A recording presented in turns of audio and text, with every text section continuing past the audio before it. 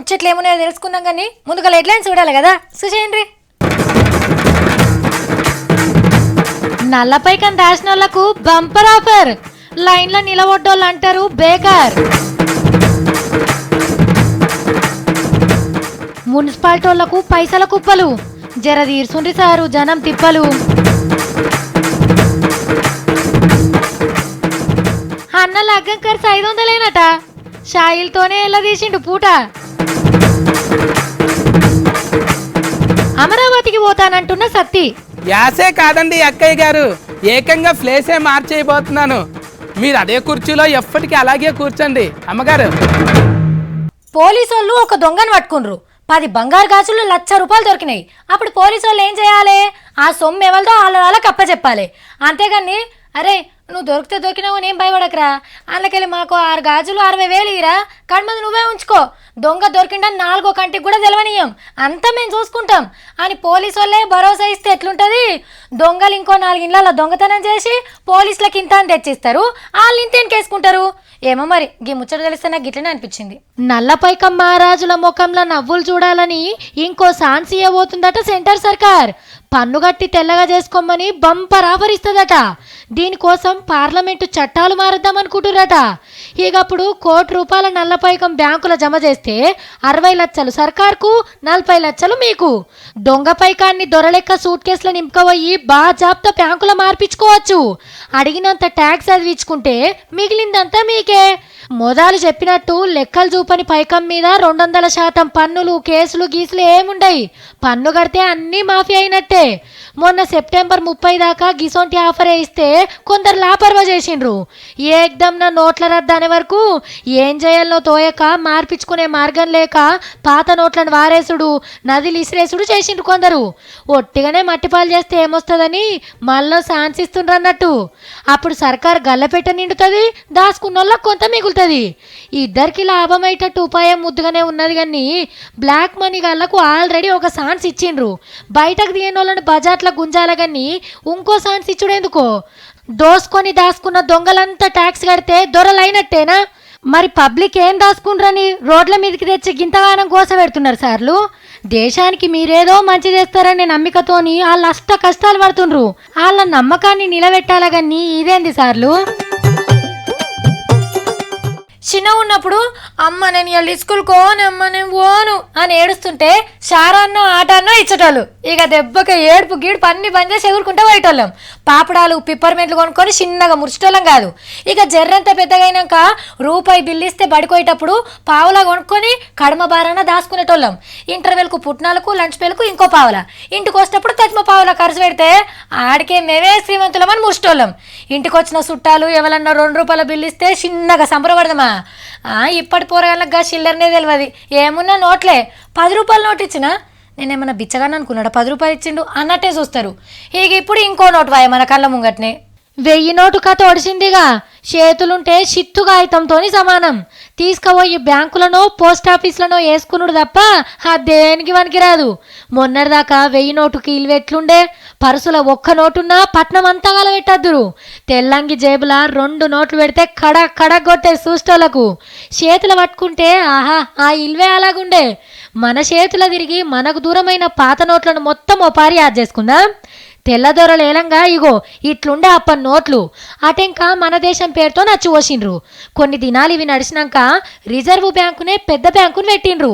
అప్పటి సంది ఈ బ్యాంకు పేరుతోని తీరొక్క నోట్లు వస్తున్నాయి. ఇగో ఇసొంటి నోట్లు మన తాతల కాలంలో నడుచుంటాయి. మనకు తెలిసినంత వరకు రూపాయి నోటు గిట్లుండే. నోటు మీద కూడా రూపాయి బొమ్మ ఉండే. 2 నోట్లు 3-4 తీర్లు వచ్చినాయి. ఎక్కువ మట్టుకు ఎర్రగానే ఉండే. దీని తర్వాత పెద్ద నోట్ అంటే ₹5.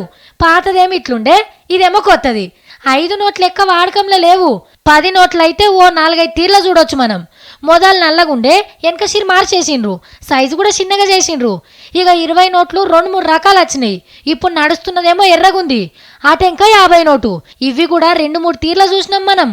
పాత నోటు మీద ముందు 4 సింహాలు, వెనక పార్లమెంట్ బొమ్మ ఉండే. కొత్త నోటు మీద ముంగల గాంధీ తాత వచ్చిండు కానీ వెనకాల పార్లమెంట్ అట్లనే ఉంది. ₹100 కూడా గంతే. ముంగట 4 సింహాలు, వెనక వ్యవసాయం కార్మికుల బొమ్మ ఉండే. ఇప్పుడు వాడుతున్న నోట్లకు కలర్ కోటింగ్ జర్రంత ఎక్కువేసిండ్రు. 500-1000 నోట్లు చూసిన వాళ్ళమే. కొత్త 500 నోటు వచ్చింది కానీ 1000 నోటుని ఇప్పట్లో చూసినట్టు లేము. ఎన్నలు లేనంత పెద్దది. 2000 నోట్లు ఇంకా కొందరు ఇండ్లకు చేరినట్టే ఉన్నాయి. పాత 500-1000 నోటు ఇంటి కోటన్నా దాచిపెట్టుకోండి, రేపటి పోరగాళ్ళకు చూపించచ్చు. పట్నంలో బేరాలు ఎట్లా నడుస్తున్నాయో చెప్తందుకు ఒక మందు దుకాణం తీసుకుంటే సరిపోతుంది. ఫుల్ బాటిల్ అంత ఉండే ఆమ్దాని హాఫ్ బాటిల్ కాడికి వచ్చిందట. కిక్కెక్కుతూనే ఇంటికి పోయేటప్పుడు ఇంత చికెనో మటనో పట్టుకోబోతుండే. అంటే కూర గిరాకులు కూడా కొంత తగ్గినట్టే. బట్టలు, చెప్పులు, టీవీలు, ఫ్రిడ్జులు కొనుడు కూడా సగం బడ తగ్గిపోయింది. ఆఖరికి అరెక్మల్ దందాలు చేసేటోళ్ళు కూడా రోడ్ల మీద ఈగలు చూపాల్సిన పరిస్థితి. నోట్ల రద్దుతో ఇట్లా అందరికి తిప్పలైతా అంటే వీళ్ళు మాత్రం మస్తు మురుస్తుండ్రు అనుకో రాదుండ్రి. పట్నం మున్సిపాలిటీ వాళ్ళ పంట వండింది పోండ్రి, పైకమే పైకము. అగో పెద్ద బ్యాంకు వాళ్ళు ఓ లారీ నిండా పంపిండ్రా ఏంది అని పరిశాని కాకుండ్రి. వీళ్ళే ఒక లారీలా పాత నోట్లు వేసుకుపోయి కొత్త నోట్లు తెచ్చుకోవచ్చు పెద్ద బ్యాంకు తానా. అవు మళ్ళా బయట చెల్లని నోట్లతోని ఆస్తి పన్ను, నల్ల బిల్లు, కరెంటు బిల్లు కట్టుకునే ఛాన్స్ ఇచ్చే వరకు పాత పద్దులు మొత్తం పాత నోట్లతోనే కట్టేసుకుంటారు జనం. పన్నుల పేరు మీద 250 కోట్లు అచ్చుడంటే మాటలా. పోయినేడు ఈ టైంకు తిప్పి తిప్పి కొడితే 40 కోట్లు కూడా వసూలు కాలేదట. అబ్బా మళ్ళీ 4 రోజులు కట్టుకునే ఛాన్స్ ఇస్తే మంచిగుంటుండే, 500 కోట్లచ్చు అని ఆశపడుతుండ్రట ఆఫీసర్లు. అయ్యా సార్లు, ఇన్నొద్దులంటే ఎవరు బిల్లు కడతలేరు అని సాగు చూపించి చాలా పనులు పెండింగ్లో పెట్టిండ్రట. మరి ఇప్పుడు వచ్చిన పైకంతోనన్నా పట్నంలో చక్కటి సడక్లు, ఎండాకాలంలో సరిపోయినన్ని నీళ్లు, మురికి లేని గల్లీలు, పచ్చదనంతో కలకల్లాడేటట్టు చేయుండ్రి. అప్పుడు ట్యాక్సులు కూడా కరెక్ట్ కడతారు. ఇయాల రేపు ఉన్నది ఉన్నట్టు మాట్లాడే లీడర్లు చాలా తక్కువలా. టీడీపీలా జేసీ దివాకర్ రెడ్డి సార్ గిసొంటి మనిషే. పార్టీకి ఒకళ్ళు ఇట్లా ఉంటుంటారు. ఇప్పుడు పువ్వు గుర్తు పార్టీలో కూడా గిసొంటి లీడరే తయారైండు. ఏది కడుపులో దాచుకుంటలేడు. ఆయన నీ ఓడా నా ఓడా అని చూడకుండా కుండెత్తేసినట్టే మాట్లాడుతాడు. లోపల పార్టీలు ఏమనుకుంటారో తెలియదు కానీ బయటనైతే బాగానే అరుచుకుంటుండు. Dashing dynamic action hero prime minister Narendra Modi की बहुत तारीफ करता हूँ. మోడీ సార్ సూపర్ కేక అని అంటున్న గీసారు పువ్వు గుర్తు ఎంపీ యాక్టర్ శత్రుఘ్న సిన్హా. నల్లపైకం బయటికి తీస్తందుకు మస్తు చెమటల దార వస్తుండు అని తారీఫ్ చేసిండు 6 దినాల కిందట. మరి ఇప్పుడు పిట్టెగుట్లు ఏం కూసిండో తెలుసునా? అంతా జూటా ఉంది, సర్వేలన్నీ తప్పు, పబ్లిక్కి మస్తు తక్లీఫ్ అవుతుంది, ఇట్లా చేసేది లేకుండే అని అన్నాడులా. అంతేకాదు పిచ్చోళ్ళున్న స్వర్గంలా బతికిన కాడికి చాలు అని సినిమా డైలాగులు కూడా వేల్చిండు. జనం తిప్పలు చూసి మోడీ సార్ చేస్తున్నది కరెక్ట్ కాదనిపించిందట పువ్వు గుర్తు పెద్ద లీడర్కి. అయినా పబ్లిక్ ఏమో ఫేస్బుక్లా నువ్వు పిట్టగుట్ల కూత పెడితే ఏమొస్తుంది సార్లు, అడగాల్సిన వాళ్ళని అడిగే ఛాన్స్ నీకున్నాక. హలో, నేను బిత్తిరి సత్తండి. హైదరాబాద్ నుంచి అమరావతి వరకు మనకు టికెట్ కావాలండి. బస్సేనండి. వేసి ఉందా అండి? లేకపోయినా పర్లేదండి. అవును, వీడియోలు సినిమాలు అవి చూపిస్తారండి. 2 మనకెందుకండి బాబు, ఇంకా నాకు పెళ్ళి కూడా కాలేదు. 1 సరిపోద్దండి. మా పటేరేటో పైన కట్టిండు కదా. ఓ సత్తి ఏడిగ్రో. ఏమండి అన్నగారు, ఒక్క నిమిట్ అండి. అన్నగారు మీకు బ్యాంకులో అకౌంట్ ఉందా? ఉందండి. ఉందా? ఉంటే వద్దండి బాబు, లేని వాళ్ళు మాత్రమే అమరావతి వెళ్ళాలి. పనికి వెళ్తున్నారా మీరు? వెళ్ళండి అయితే, నేను చూసుకుంటాను వేరే వాళ్ళని. ఏ నీ ఆశ ఏంది, ఏడుకోతున్నావు? మళ్ళీ వాళ్ళని కూడా రమ్మంటున్నావు ఏందిరా నువ్వు?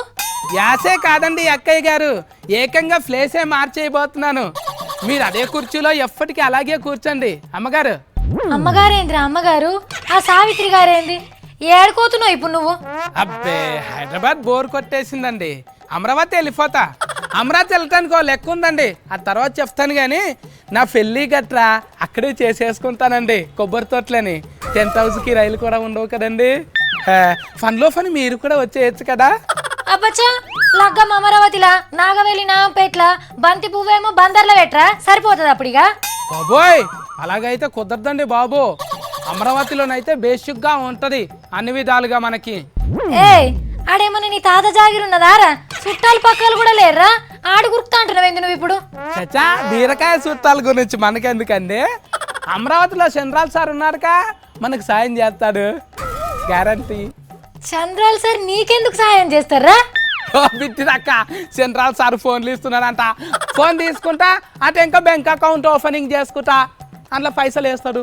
నీ ముఖం పైసలు కాదురా, కరెంటు బిల్లు, నల్ల బిల్లులు, ఎరువులు, బ్యాంకులో పైసలు వేసుడు తీసుడు అన్ని ఫోన్ల నుంచే చేస్తారట. ఇక ఇంకేంటిది, ఇక మంచిగా ఎవరికైనా చేతి బదాలు కావాలనుకో అక్క ఫోన్లకి వెళ్ళే పంపిస్తా.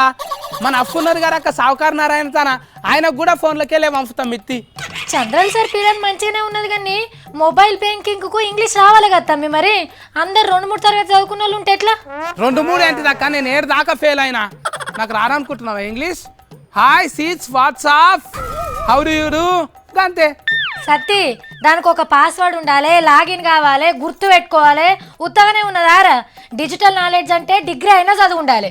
ఫోన్లో పైసలు పంపనీకే డిగ్రీలు ఎందుకాక, మనం ఎంత చదువుకున్నది దీనికి ఎరకైతారేమన్నా.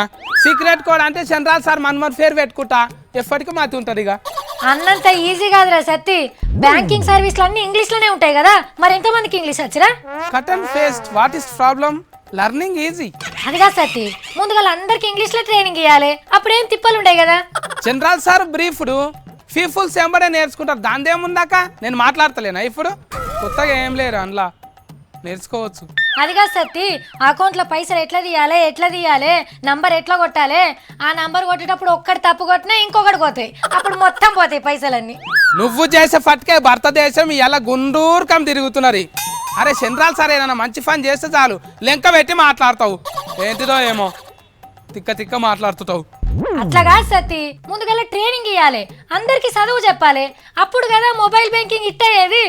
నాకు ఎరకక్క చంద్రాల్ సార్ నాకు పైసలు వేస్తాడు అకౌంట్లు అంటాను ఓర్వజాలతో లేవు కదా. చెప్తే ఈయనవారా, పైసలు ఇయ్యర్రా, చేతికి నోట్లు ఇవ్వకుండా సెల్ ఫోన్లకి వెళ్ళి పంపేటట్టు చేస్తాడట. నీకేమో తెలియక పైసలు అంటున్నావు. అవునా అక్క, ఫోన్లు ఇచ్చి మళ్ళీ అకౌంట్ ఓపెన్ చేసి అందులో పైసలు వేస్తాడు అనుకున్న చంద్రాల్ సారు. ఎంత పని అయిపోయా అమ్మో, బస్ టికెట్ బుక్ చేసుకున్నా, క్యాన్సిల్ చేయాలి నేను. హలో నేను సత్తిని 20 దాకా ఒక టికెట్ బుక్ చేసిన చూడు, గుర్తుపడతలేవా? అప్పుడు ఏరియా లేక మాట్లాడినా, ఒక్క నిమిట్. ఏమండి, నేనండి సత్తి గారిని, హైదరాబాద్ నుంచి అండి. అమరావతి వరకు ఒక టికెట్ బుక్ చేశాను కదండి, అది క్యాన్సిలింగ్ చేసేయండి బాబు. అమ్మో ఇంకా నయం, గుర్తుపట్టకపోతే నా పైసలన్నీ పోతుండే అకౌంట్లోకి వెళ్ళి. ఆల్రెడీ కొత్త నోట్లు చాలా మందికి పాతగైనాయి. మొన్నటి దాకున్న మురిపేం ఇప్పుడు లేదు, పాత నోట్ల లెక్కనే చేస్తుండ్రు. ఇక నిన్ననే 500 కొత్త నోటు కూడా వచ్చింది కాబట్టి 2 రోజులైతే అది కూడా బాధపడుతుంది. కానీ ఈసారికి కొత్త నోటు ఆల్చంగా అందినట్టుంది. చూసుకుంటా దాన్ని ఎట్లా సంబరపడుతున్నాడో చూడండి. అరే పవన కళ్యాణం సారు కొత్త నోటుని ఎంత పరిచయబట్టి చూస్తున్నాడో. కింద 100 రూపాయల నోటు కూడా ఉన్నది. గాంధీ తాత సేమ్ నవ్వుతున్నాడా లేరా అంటాను చెక్కింగ్ చేస్తున్నట్టున్నాడు. కాటన్ రాయనికి దొంగ నోటు ఇస్తే కత్తి తిప్పుతాడు. పక్క ఫోన్టే కూల్ డ్రింక్స్ డబ్బాలు ఉన్నాయి. మొత్తం ఒకటే ఫారిగా ఉంటాడా ఏంటిది? మొన్ననే బ్యాంకుకు పోయి కొత్త నోట్లు పట్టుకొచ్చుకున్నాడు. సారి ఏలుకు రంగు రుద్దనట్టున్నారు. బ్యాంకు వాళ్ళు అనుమానులేమో. మళ్ళా ఎవరన్నా ఇంట్లో సంటి ఫీల్డ్ ఉంటే సంకలు ఎత్తుకొస్తారు కానీ ఈ సినిమా డైరెక్టర్ రవిబాబు అని అయితే ఫంది ఫీల్డ్ అని సంకలు ఎత్తుకొని వచ్చిండ్రు, పబ్లిక్ సీటీ కోసమేమో.